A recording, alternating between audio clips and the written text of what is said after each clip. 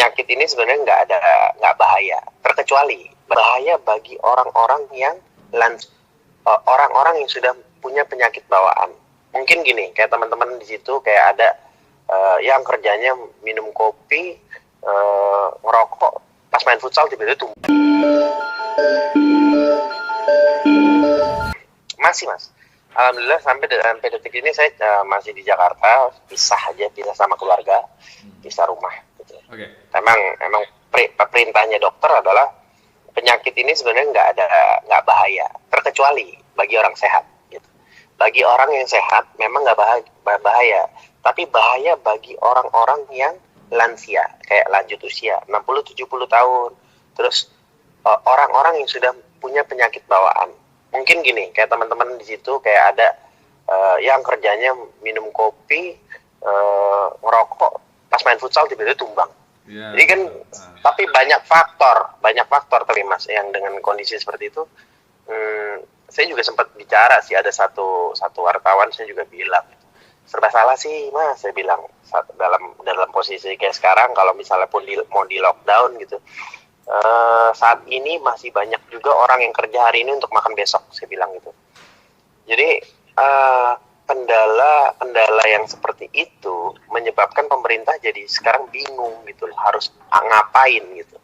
Dan pemberitaan yang ada juga, pemerintah juga kasihan. Contoh kayak terlalu kayak sekarang masyarakat minta tolong pemerintah transparan. Ketika transparan, masyarakat shock, wah gila yang terpapar banyak gini-gini. Tapi kalau nggak transparan, di demo.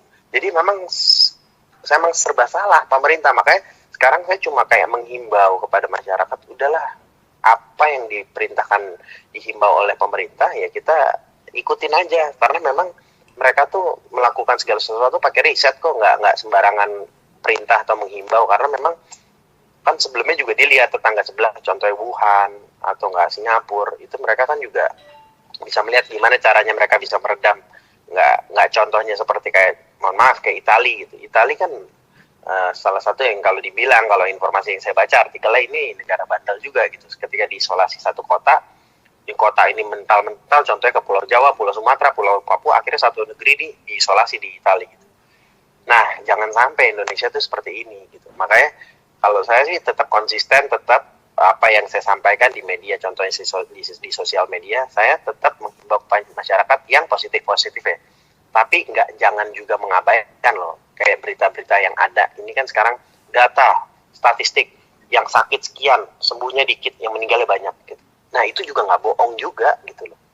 Jadi memang ya harapan saya kepada masyarakat tetap patuh pada pemerintah dan tetap bisa melakukan yang terbaik, yaitu mengisolasi diri di rumah dan jaga jarak. Bukan, dokter selalu bilang sama saya, bukan social distancing ya mas gitu, tolong bicaranya jaga jarak fisik gitu.